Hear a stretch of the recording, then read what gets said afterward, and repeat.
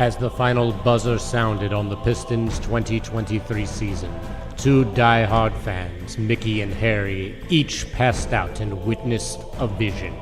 They were visited by Detroit's very own mascot, Hooper, the stallion ablaze, who told them the only way the Pistons would ever win a championship again was if these two men started a podcast.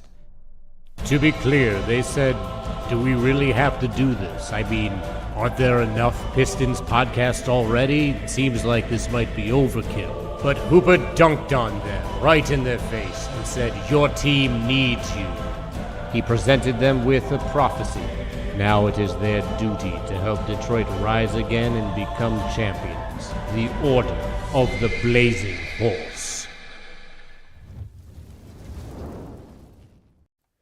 Welcome back to another hot, heated, flaming, young, charbroiled episode of Order of the Blazing Horse, the only Detroit Pistons podcast based on a mystical prophecy. I am one of those prophets, touched by Hooper, touched by a horse. Harry Morrow is joined, as always, by my co-prof, my bro, my main man on the West Coast.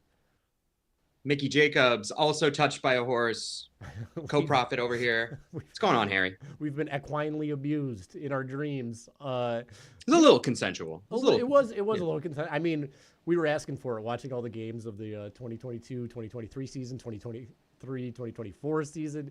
Here we are. Definitely. If you're crazy like us, like this podcast, subscribe. You know, we're on TikTok, we're on YouTube, we're on all the podcast apps. You can follow us. We're putting out good content. We're gonna have some written stuff for you in the near future. And you know, tell a friend to listen to this. If you don't got any friends, make a friend over this. Be like, are you part of the order? They'll be like, what order? You'll tell them the Order of the Blazing Horse. Such a great idea. I really think there's an awesome opportunity to expand our listenership outside of your wife and my girlfriend. And once we, start to like amass a real following, what do you think we should call them? Orderlies? Blazers? I mean, I don't want to. I was thinking Blazers, but that's another team already. So it's right. Good point. Good point. We can do horse heads. Horse heads are pretty cool. And then, horse heads, that's pretty good. We got the very Godfather. Maybe if we get to a certain amount of horse heads, we send somebody a horse head, like the giant rubbery mask that you see going around a fair share. Oh, I thought you meant like Godfather 1, like bloody decapitated horse in the bed. That'd be fun. I wouldn't want to do that to the animals. No pod's doing that. No pod's doing it.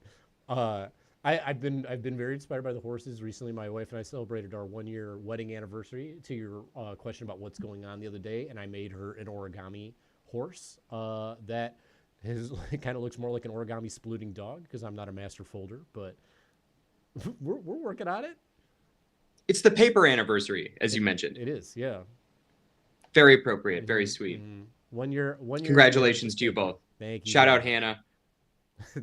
Doxed. Horse doxed. Just kidding. The name drop couple. We are the ha-ha couple. Mickey, I'm in a good mood, even though yesterday was... Wait, but I don't even want to get into it before finding out how have you been? What's new in your world, dude? I'm good. Not much is new. Bowling, working, writing, doing the damn thing. Can't complain other than the fact that we had yet another heartbreaking buzzer beater loss. Oh my God, man! It's just so many of these losses. This is my anniversary gift to her as well. I got her these like mini little hands, and she's like, "Those are for you." My gift to you is a wreath. Could you brush your bangs back a little bit with that? Could you get a little? Oh, there it is. I wish I was wearing long sleeves, and I could really do this whole thing. But yeah, another buzzer beater, which is such a shame. It could have been the Pistons' first 3-game win streak since 2022, which is kind of embarrassing. It's embarrassing. Whatever. There's a lot of Pistons stuff that's embarrassing. You can win 3 games in a row, and they should have. They really should have won that game. But we're coming off of 2 good wins, 3 out of the last 4 before that. So 3 and 5, or 3 out of 5 in our last 5. That's pretty good against some good teams. Stifled the Brooklyn Nets' hot offense, which is great because I think they gave up like 60 at the half, and then they held them to under 100 points. The number 1 or number 2 offense in the league this year so far to under 100 points is excellent. then they just manhandled the Lakers, man. Like, truly manhandled them. Then they came into the Charlotte game. I was all excited because that first quarter, Cade went off. 14 points, get into the basket, no problem. There were some big lanes open, man. Those were Lane Bryants. Those were big old lanes for all my mall people out there. You've been to 12 Oaks. Shout out. You know what I'm talking about. They were wide open. But then, teams started missing shots. Charlotte started making shots. Duren went out. So it was like Battleston Small. And then the fourth quarter, back and forth. And like you said, buzz beater from the Charlotte Hornets. Yeah. What a heartbreaker. After an amazing Ron Holland play. Like, Unreal. Before we get too far into it, I got to give props to Ron. Like, he's looked better literally every game. He's still out there. He's competing. He's being a good defender for the team. Hustle plays are excellent. Rebounding is excellent. And he's starting to make some baskets now. I think he shot 2 or 3 from deep. 3. That's awesome. And he had this transition layup against the Lakers that was crazy. Like, just a sick play. And now, Mickey, break down this Ron Holland play at the end of this game that should have given him the win.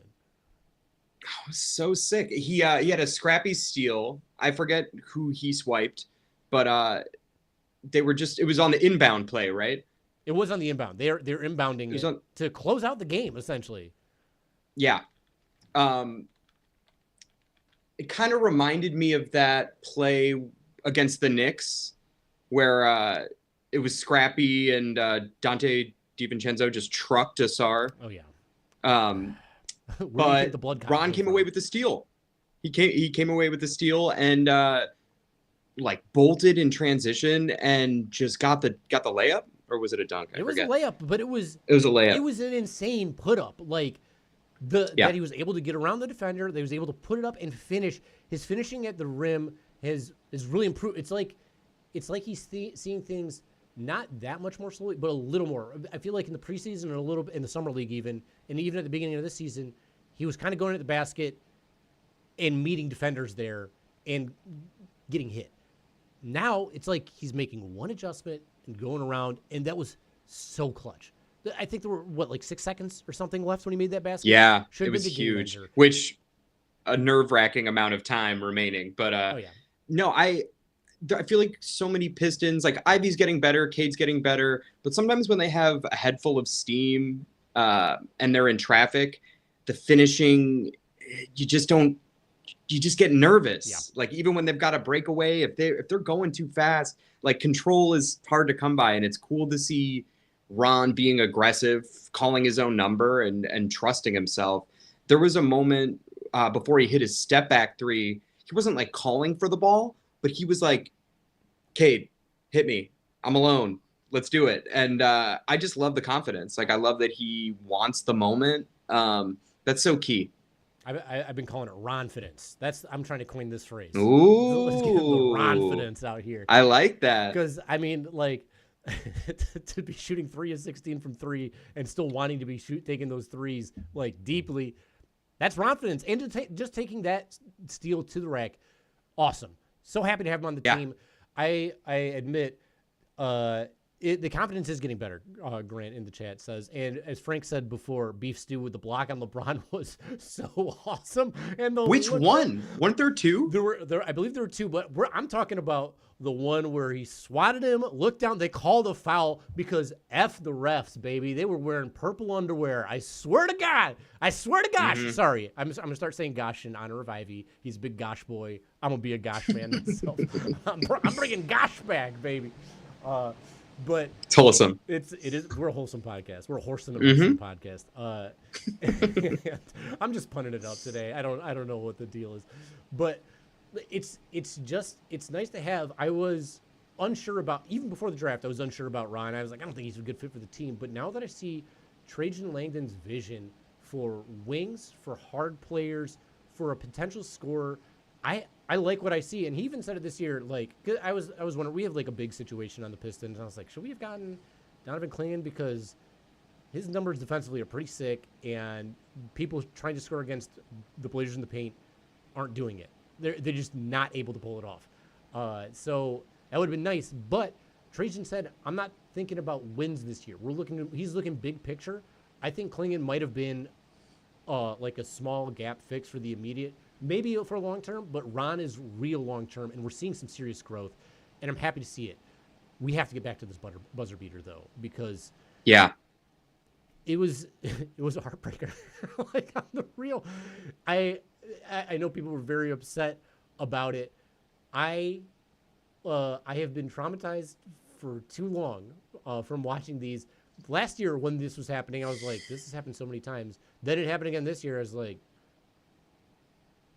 again, I suppose again. A little deja vu.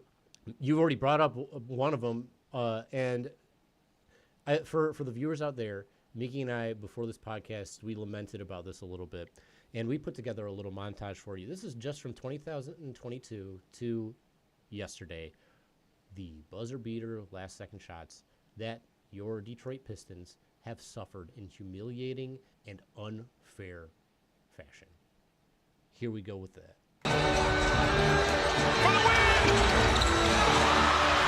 Still so raw from that one. Brad, 3 seconds to go. Here we go. Brad with a floater. No, but Gafford is there. What a put back. Gafford. Looking, gets it to Bancaro. I was so pumped Driving through the middle. Wendell. Down to 5. Brutal. He'll go to work. Step back. Still a travel. I'm over it. I'm fine. Huge jump ball here. Ball tapped over to Giddey. I was so pumped when Giddey got this because like he ain't making it, no chance. Shot off the rim. You were right.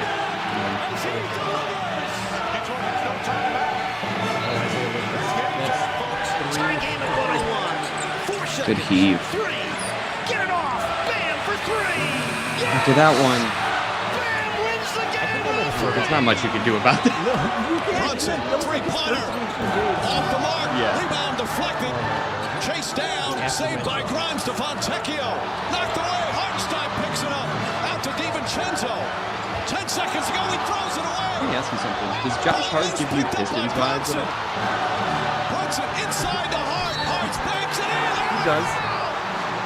I'm not saying I want him, but I can see him. Williams is furious. It's just like a toolsy. There was so much contact.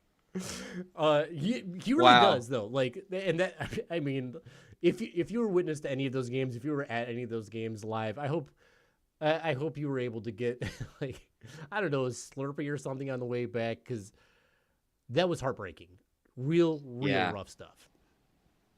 Yeah, and it's happened a lot. I mean, I don't know. Maybe you could put it together. And by the way, great work editing that montage. Hey, we're putting the clips together, man. We're a team. Thank you. Look, maybe you could do the same thing for a bunch of teams over the past couple of years, but I feel like we got them beat. we got them buzzer beat. I feel like for such a long time, the Detroit Lions were getting like the worst calls from the refs and the most ridiculous things happening to them and the most ridiculous losses, Hail Marys, all that crap. The Pistons are in that phase of Detroit sports sourdom, and hopefully we can get out of it. I do feel like we're moving in that direction. Because one thing I wanted to point out about like the last 3 games, let's ignore the New York Knicks smackdown because that was rough. I'll get back to it later. What New York Knicks smackdown? I already blocked it out. Eternal Sunshine did. Forgot about it quicker than a New York minute. It's boom. Eternal Sunshine. Yeah. I love that. We'll get the machine in. We'll get Michel Gondry to direct the Pistons promos. Just signs of sleep. No second thoughts on my part either. Just erase that shit. The last 3 games, the 2 wins and this 1-point loss against the even against the 76ers, and earlier this season, the first few losses that we had, there were wins in the fourth quarter. We talked about this in the previous episode. There were wins that they could have had in the fourth quarter because they had the lead, and they just fell apart, and they gave it away. They're missing shots. Celtics. Exactly. The Celtics, they had the lead with 2 minutes left, up by 6. Drew Holiday goes crazy, hits 2 threes, gets a 2-steal possession, and Bob's your uncle. We're out, you know. The Pistons in the last 3, outside of yesterday, and even yesterday I'm going to include in this for the most part, except for that last second. Because, I mean, we're just talking about a bad box out, an unfortunate place for the ball to come out.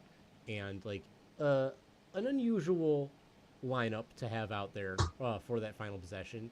But against Brooklyn, the Pistons had the lead, and they held on to the lead. And they were led by Cade and Ivy. And Cade passed to Ivy for a dagger in the last couple minutes in that game. That So money. Against the Lakers, the Pistons were up big. And then, as mentioned before, like in previous podcasts, basketball's a game of runs. The Lakers went on another run. They got it to within, I think, 5. And then you know what the Pistons did? They extended that lead back out. They closed out the Lakers. Lakers who had LeBron James play 40 minutes, AD play 39 minutes. They were playing their starters heavily, like super heavily. And the Pistons were able to quietly close them out. These are things the Pistons have not been able to do, all while shooting badly at the end of these games, like shooting poorly from three-point range. Another thing from the last one, whatever. In this game, that Ron steal was another example of that. They were down, they were up. LaMelo was going crazy. Hideous jump shot, hideous shoes, and he's still making these threes. He really came alive in versus Cade game. But if it wasn't for that like little buzzer beater thing at the end, we'd be talking about a 3-game win streak. We'd be talking about the Pistons closing out these teams 3 times in a row. And I just believe in them more this season. It's very exciting. It's exciting to have them right here, right now. It is. I think last season there was this feeling of just like being absolutely allergic to winning. Like, even if we were up 20 at the half or like, had a 10-point lead in the fourth, I just can't relax. And, the Laker game, it was like, whoa, are we leading this whole game and closing it? Like, that's huge progress. Like, it's early in the season. Take everything with a grain of salt. But I think, in the Dwayne Casey era, I feel like we would lose a bunch, but then weirdly beat good teams. Yeah. And then last year we just didn't beat any teams. And so I'm hoping we can kind of like take the best of both. And, look, we're not going to win all the games we should. The Hornets game was a game we should win, but hopefully we win some more games we shouldn't, like the games against the Lakers. We've got, I think some people would probably classify tomorrow's game against the Hawks as a game we probably shouldn't win. I think Cade always kind of turns on against Trae Young. Mm-hmm. So hopefully that goes well and we can keep the record fairly respectable, because what was it, like not till December that the Pistons had 3 wins? New Year's Eve. Last season? It was New Year's Eve. It's nuts. And here we are. Right there at the start of November, 3 wins. Looking okay standings-wise, like compared to other teams. Honestly, looking better than most teams, I think, that have similar records to the Pistons. And, I mean, I'll say it flat out. I think the Pistons look like a better team than the Lakers when they played them. And, like, when I'm looking at depth, too, I just think I think they could go toe-to-toe any night. I know LeBron's there and I know AD's there, but again, the Pistons beat them and they're not even shooting that well. That's really what gives me hope. It's like we have seasoned vets. Like Beasley's been a little cold lately. Tobias has been cold lately. Ron's just starting to get better. We don't have Asar Thompson. Tim Hardaway Jr. He's shooting pretty well. Ivy's shooting pretty well.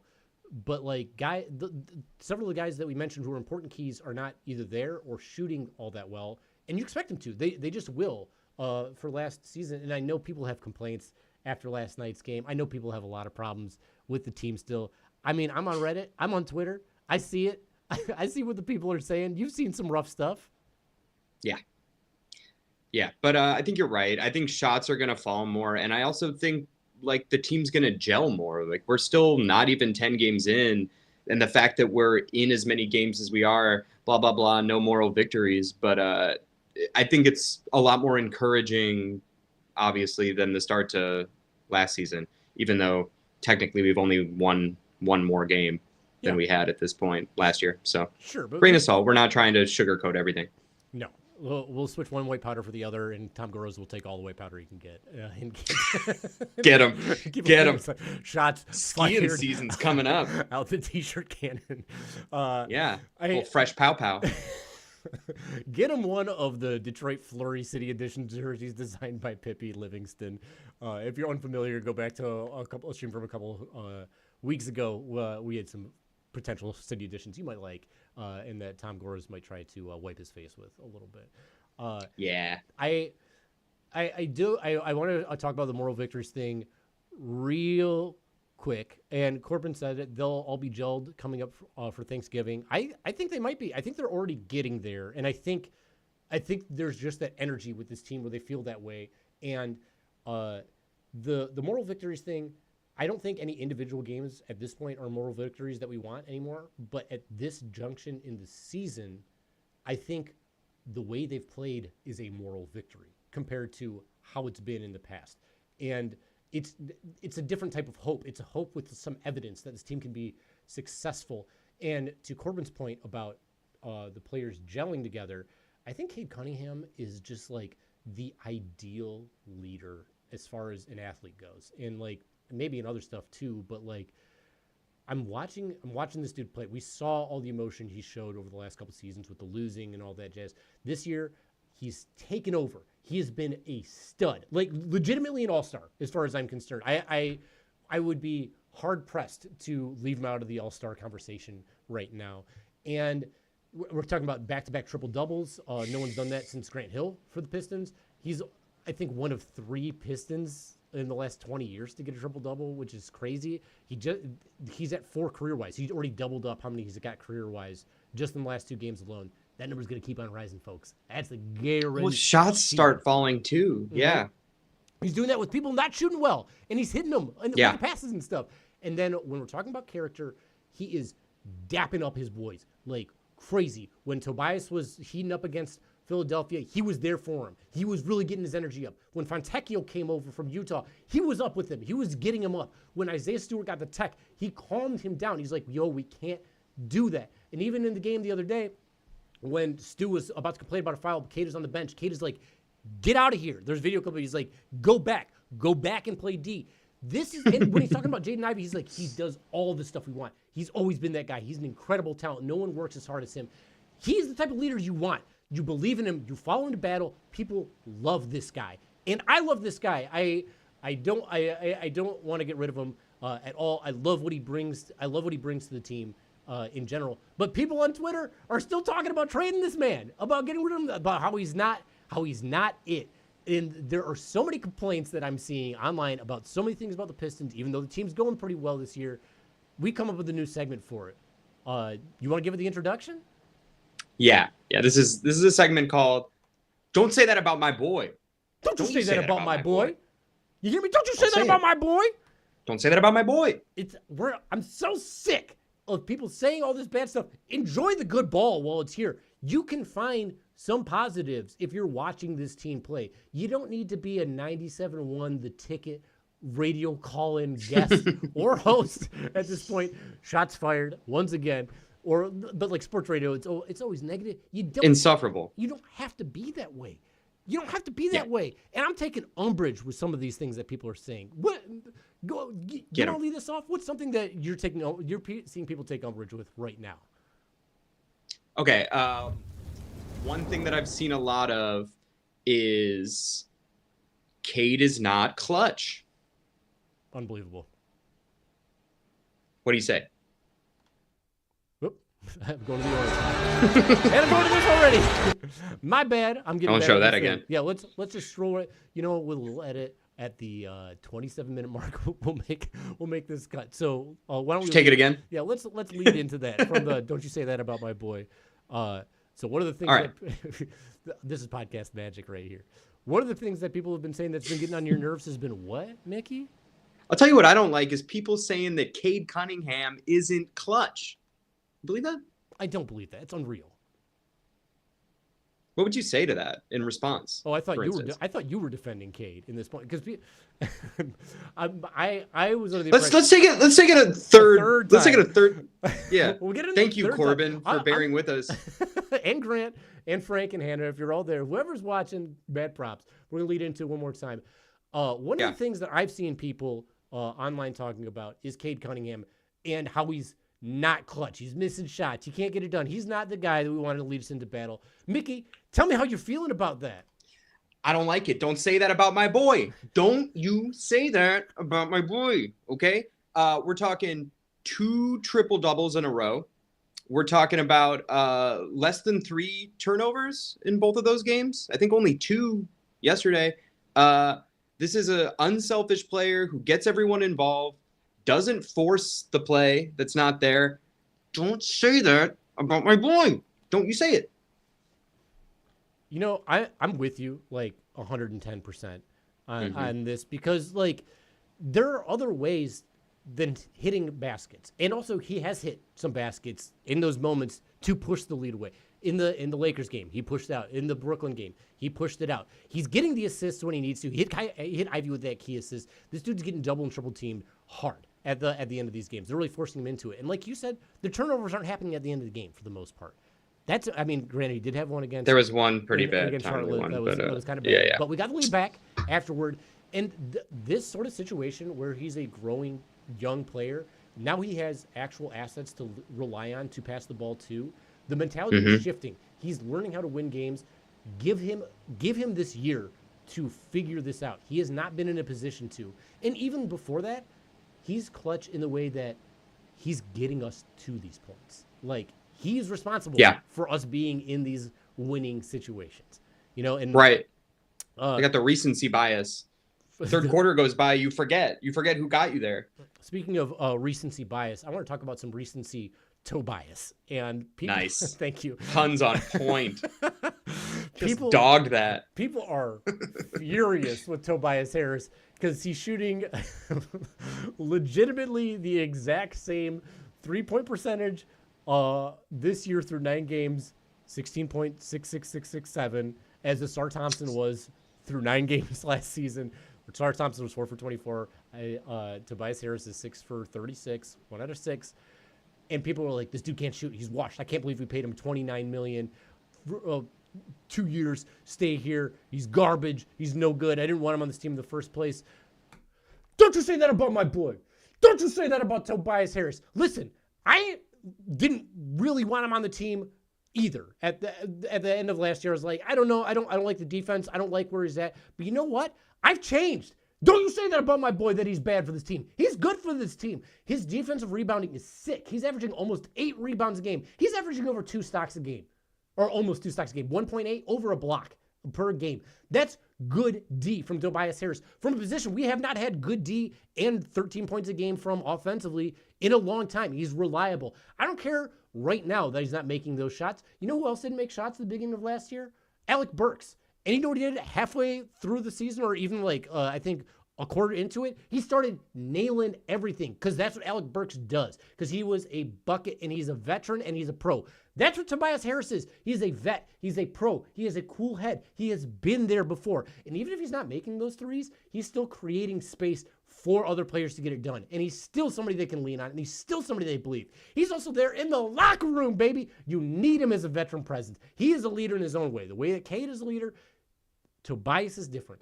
I remember hearing Ron Holland won't eat salad. Do you think salads are gross? Tobias said, we got to fix this man's diet. We got to get him to eat. And I love that. I love that they care about the diet. It's so important. I remember hearing Dwight Howard's idea of a breakfast used to be a Hershey's chocolate bar. I don't want my young players to get that way. I don't want you to get diabetes. Diabetes leads to cancer. Diabetes leads to dementia. And I don't want that to happen to any of these young Pistons. We have an adult in the room, and he is a good, reliable adult that wants to be here. He wanted to be in Detroit. You know who doesn't want to be in Detroit? Fucking Donald Trump. Fuck Donald Trump. I think it's important that Tobias Harris is here. I think it's important he wants to be here. He's doing great stuff for the city. He's helping out his teammates. His teammates love him. They look up to him. It's good to have him here. And 29, what else are you going to do with that money? Who else on the free agent market feels a need on this team that you would have given all that money to? To be honest, nobody. I truly see nobody that would fit that. So great, take that money. In 2 years, who cares? You can trade him if you really want to. And if you don't think he's starting quality, maybe he's a bench next year behind, I don't know, Ace Bailey or behind Cooper Flagg. Who knows how it's going to go? Or behind Asar. Like, we have yet to see how Asar is going to be, and he's probably going to start at the 4 at some point or the 3. So you got all these complaints about what Tobias Harris has been for this team, even though we're winning games and he's scoring buckets and he's getting rebounds and he's getting blocks and he's making the locker room feel better and the team feel good. Don't you say that about my boy. Wake up. Say something nice about him. Say something nice about him. I think just by having a 4, like a true 4, I think that's helping out Stu and Duran so much in terms of their interior defense. Just having him there as a body to alter shots. He's, like you said, he's getting stocks. What else? He's also, I know too that if he was putting up like 20, 25 points a game, everyone would be like, he's taking the ball out of the hands of the core. Yes. He's Jeremy Grant all over again. He's doing too much. It's like, you gotta split the difference a little bit. And also he's gonna improve to the mean. He's not gonna shoot 16, 18% from deep the whole season. I'm not saying he's gonna be a 44% 3-point shooter, but it will improve. Looked really good during preseason. Everyone said it about THJ and Malik Beasley. They're going to have cold stretches. They're going to have blazing hot stretches. It's part of it. One last thing I want to point out.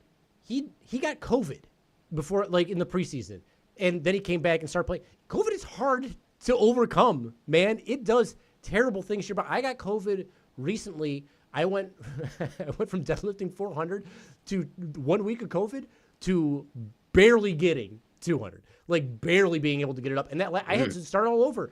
Not granted, I'm not an athlete. Granted, I'm not like Tobias Harris or anything, but it is a legitimate excuse. Let his body get there. Let him get figured out. It's fine. He's a fine player to have there, and he's not crazy. It's not like he's crippling the team with his contract or anything. And it's not like he's mad, injured, and like ruining you or anything. Like it's a decent situation to be in as far as having Tobias Harris. So Tobias, thank you for being here. We're really happy to have you. Love you, man.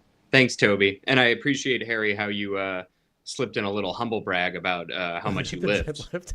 A little humble brag. You know me. Fishing for compliments, saying you're not an athlete. Hey, man, I'm just trying to build a butt out here. I'm trying to build a better butt. That's all I've been doing. Trying to get thick. So the other stuff I've been seeing online, this is more, and this happened yesterday because of his 9th ankle injury. People are really having a hard time with Jalen Duren this year and Jalen Duren's ankles. Mickey, how you feeling about the Jalen Duren discourse at this moment? In a few words, don't say that about my boy. That's my boy you're talking about. Don't you say it. He's 20 years old. What are we talking about? He's in the last 5 games before he hurt his ankle again, he was averaging 2 stocks a night. After the first few games, he really started putting forth a lot of effort and was huge in most of our wins. He is going up for balls. When you're jumping around in the paint, you're going to land on someone's foot. Stuff's going to happen. None of these injuries are that serious. So my hope is this is just something that's going to blow over in a couple weeks max. And in the meantime, we're getting a little Paul Reed action, little b-ball Paul. But Duren still has so much room to grow. I understand sometimes he doesn't know where to be. Sometimes he looks a little confused. But the effort, I think, is there. And I think JB is doing what he can to get the most out of him. I think Stu is setting an amazing defensive example. But in terms of the ankles, don't say that about my boy. Leave him alone. Leave Duren alone. I love it. And I'm right there with you. Like these people get injured. You know, it's basketball. I had to quit because of injuries. Again, not a pro, but these things happen. And like, sure, he's missing time. All players miss time. Would you love to have Paul George on your team? Of course you would. Who's been missing so much time all the time? Would you love to have Kawhi? Of course you would. Dude is out 90% of the time and he's central to your team. Jalen Duren, he's figuring it out. He'll get better. Like you said, he's young. Better to be injured when you're younger and able to like heal than when you're like a little bit older, a little more seasoned, and it's becoming an over and over and over thing. You know the thing that's like mad slept on about Jalen Duren right now in this season?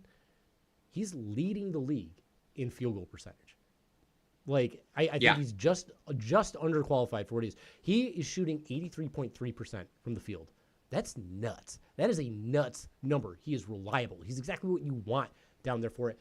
And while the defense is kind of bad, it is improving. Like you said, the stocks are getting better. He's showing effort, and it is a position you got to learn. He's learning it. He's also our biggest guy. Like you said, we do have Paul Reed out there, but Paul Reed is essentially Isaiah Stewart 2.0. And I think it's very funny that the NBA only has 2 Isaiah Stewarts, and they're both on the Pistons. So they're just holding that sort of player. We got a type. We got a scrappy type. The big man, the small big man court down there. But Duren is, I think, while Jaden Ivey's having Ivey's having an impressive season, Duren, I think, is showing improvement, and that is very important for him. I'm not sure what's going to happen as far as extension goes or as far as contract goes, but truth be told, I am very happy with the small changes I'm seeing with him coming up, and that's fine for me. And I think a lot of those changes are from JB Bickerstaff as well. I think JB is like really helping out, and people are complaining about How are you complaining about JB already?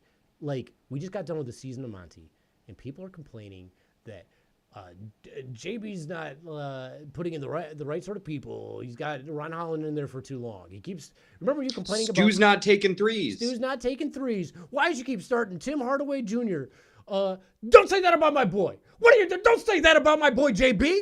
JB is a great coach for this team. He was a great coach for the Cavs. He got the Cavs within striking distance while injured of the Boston Celtics, the world beater Boston Celtics last year. He has made huge strides with this team. They have bought into a defensive scheme. They're like not bottom 10 in defense with 1+ defender on their team in Isaiah Stewart. That is outrageous. They're missing Asar, and they're still defending quite well for this unit. He's got some good calls as far as plays. They had like a couple of ATO plays and like to start the quarter plays that he's drawn up that have been really nice. He's heated on the team. He's pulling Ivy aside and he's like coaching him up and he's telling him good stuff, which is so nice to see. He believes in these boys. We're talking about confidence in these players. Who's giving them the confidence? Coach is giving them the confidence. He's making these things happen. He's out there complaining at the refs, chewing the refs' head off about that's not a foul, for some things that are clearly a foul. I love seeing that in my man. You know what his name stands for, JB? Jaboy. He is Jaboy. He is my boy. And I'm so happy he's a part of this team. I cannot believe he got dismissed and disrespected the way he did from Cleveland. I love having him as a coach here. He's the guy I believe in. Oh, yeah, I don't like that Tim Hardaway Jr. is starting. Tim Hardaway has been killing it. JB knows. We don't know. Believe this man. Believe in JB. That's my boy. Don't you say that about my boy, JB Bickerstaff. Don't say it. I don't know who's more defensive-minded, JB Bickerstaff or us defending all of our boys here. Because, like you said, Tim Hardaway's been great. He probably knows stuff we don't. Maybe Stu hasn't been hitting his threes in practice. Maybe he feels like people don't respect him as a threat anyway. They're not going to close out on him. Mm-hmm. You know, even last season, I know he was shooting like 4 per game. That's like kind of volume. But I feel like he didn't draw the closeout. Everybody would rather still just crash on Cade. Right. And the way he's been around the rim lately, who cares? It's been He's good. Been key. Like, we were talking to him about about Isaiah Stewart having hands like this a little bit ago, having the old stone hands. But that seems to me to not be as big a problem anymore. Like the last couple, he's had some really nice grabs and put-ups at the rim. Sure, they're not slams. He did have a 6 slam, but he's catching it. He's putting it up. He's being defensive down there. Like it seems like our coach is really making moves that are resonating with the players, and I love that for him. And I'm so happy he's here. Thank you, JP, for joining this team, for not taking the year off, and for believing in Trajan, believing in these players, and actually watching tape of the players before coming to the team, so you know that starting Jaden Ivey is a good thing to be doing. Like just the advancement of Ivey alone and the belief that in alone. Ivey, like I know Ivey's responsible for most of it. He's a hard worker. Everyone knows that about him. He's a great player, but he's been put into positions to really, really accentuate his play in a successful way, and I'm just so happy with the squad that we have aligned. There are people who are losing their mind about their teams all over the league. I'm not one of them. So don't be talking bad about our boys, okay? Our boys in red and blue. Yeah. You'll know when it's time to freak out. The freak out time may very well come, but it's not now. It's not before we're even 10 games into the season and things are already looking better. To your point about JB2 offensively, like, we're getting open looks. Yeah. That is not the issue. Yeah. So, like as we've been alluding to this entire podcast, those shots are going to start dropping. This is not like we have bad shooters problem. This is a little slump, a little gelling situation. If our players start, like I said, Malik's been a little bit cold, Tobias has been a little bit cold, but those guys make threes. Once they start regularly making their threes, we're going to be in really, really good shape for these Pistons. I'm very happy with the direction they've gone. Mickey, we have a week before our next podcast on Thursday. In that meantime, we have games against Atlanta, against Houston, against Miami, and against Milwaukee. How do you think we're going to fare in those 4 games? You want to hear something nuts? 3 out of 4. Woo! Is that crazy? Don't you say that about my boy. Don't say he's crazy. I think that's good. It'd be very good. It'd be very good. I think all 4 are winnable. Like truly madly deeply. Yeah. All 4. Yeah, sorry, it's Hawks, and I just feel like Cade goes off against the Hawks for some reason. Jalen Johnson's very good. He's been playing really well in Atlanta when Cade's there. There's the actual Magic City, and then there's Cade's game. So true. And like that was before Jaden Ivey was even emboldened. You know, with him, like I feel like they're not going to have an answer to it. The Bucks have been really struggling. 1-6. Yeah, and if we can beat the Lakers and the Nets, I feel like we could absolutely beat the Bucks. Who am I missing? Houston is who we're playing on Sunday. Mm-hmm. There, there's going to be some bad blood in that game. At least in the fan base. Fan base is. I'm excited to see Cade animated, or just stone face. But we were talking about Cade earlier. I meant to bring up. You're talking about his leadership. There was that and 1 against Keon Ellis in the Nets game. Yeah, and he just like checks his shoulder, goes and 1. That was some like 80s movie level jock shit. I was just like, who is he right now? I love this man. That would change Teen Wolf into a Teen Chihuahua, right? In the basketball. Yeah. That was sick. That was so Tim Duncan-esque as far as like trash talk goes. Yeah, I think it'd be fun. Oh, it'd be so great if Asar could come back for that Houston game, so we could get like a Thompson twin battle. Yeah, it'd be really nice. I don't expect that would be so great. Be really God, nice. we've been really missing our perimeter defense, among other things. Asar is so much, and I also was thinking earlier, just like we were talking about Ron and singing his praises. He's not been perfect, but like, you know, if Asar comes back and Ron doesn't get as much minutes, I'm glad he got the run now. Right. He's absolutely showing stuff. You know, who knows? Maybe it's Tech who gets bounced from the rotation, even though he's a shooter in theory. It's been a little rough, but hit some I also think yesterday. Yeah, he did. And I also think injuries are gonna make room for other guys to step up, like, and hopefully nothing long term, but like bumps and bruises happen. We're seeing no 2-way action right now from players. And remember when we had 2-way players in our starting lineup last year? Yeah. Like this team is mad deep compared to where we've been. The final game that we have not discussed yet is Miami. The revenge game coming up, hopefully, for that little bit of a stinker they put up earlier this season. But I think they come back a little bit hot in that. I mean, the first 3 are home. Atlanta's at home. Houston's at home. Miami's at home. Milwaukee's in Milwaukee. Who knows? We'll see how it goes. Maybe we even see a little Sasser action in Milwaukee. He always loves to play against Milwaukee. Yeah. Hopefully, as long as him being in the game isn't a sign that it's garbage minutes in a bad way. Sure. I like garbage minutes in a good way. Good way garbage minutes. Let's get them. That'd be great. Let's have him turn a 20-point lead into a 40-point lead. Let's ask Cook. But yeah, no, there's a lot to look forward to. One other thing I wanted to bring up, talking about injuries, Jaden Ivey is so tough. Oh. I have seen him fall, roll ankles, bang knees, and just get Miles Bridges fouled the shit out of Jaden Ivey, and he walked to the locker room. Yeah, Miles Bridges punched Jaden Ivey like they were in a romantic relationship, and he ended up in the locker room. I'm sorry to make jokes about domestic abuse, but like I don't even feel like Miles Bridges. I thought that was for that. that was a joke at Miles Bridges' expense. No, he shouldn't. That's what I'm talking about. It is. Or should Kevin Porter Jr. But it's exactly. There's no place for it in the world. No place for it in the league. So get out of here with your bum ass Miles, or grow. I hope you can learn and grow and be. And that's coming from an MSU alum too. Yeah, it's true. It's true. Go green, smoke green, snort white, all that jazz. But yeah, with that, I'm looking forward to seeing you guys on Thursday. Thank you for joining us, and don't forget to like, subscribe. Subscribe, and if you think if maybe the reason the Pistons lost the game was our fault, maybe we didn't make enough sacrifices to Hooper. You got some ideas for things we could sacrifice? Comment, message us, email us at ordertheblazing horse@gmail.com. Yeah. We want to engage with you. Come on. We want to know what to burn. We want to know what to blaze on the Blazing Horse. We want to know what you want to talk about. We're here for you. And if you want to chat with us, come in and chat with us. Come on in here. Yeah. Come discuss. But for now, join us online. Check out the stream. Listen to the podcast. Like, subscribe, leave a review, rate, tell your friends, all that good jazz.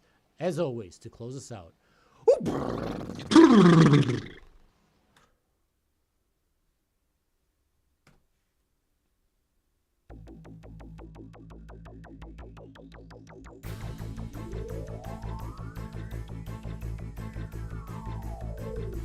As the final buzzer sounded on the Pistons' 2023 season, two die-hard fans, Mickey and Harry, each passed out and witnessed a vision.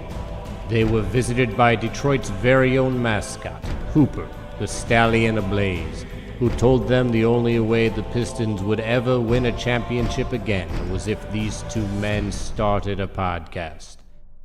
To be clear, they said, do we really have to do this? I mean, aren't there enough Pistons podcasts already? It seems like this might be overkill. But Hooper dunked on them, right in their face, and said, your team needs you. He presented them with a prophecy. Now it is their duty to help Detroit rise again and become champions. The Order of the Blazing Horse.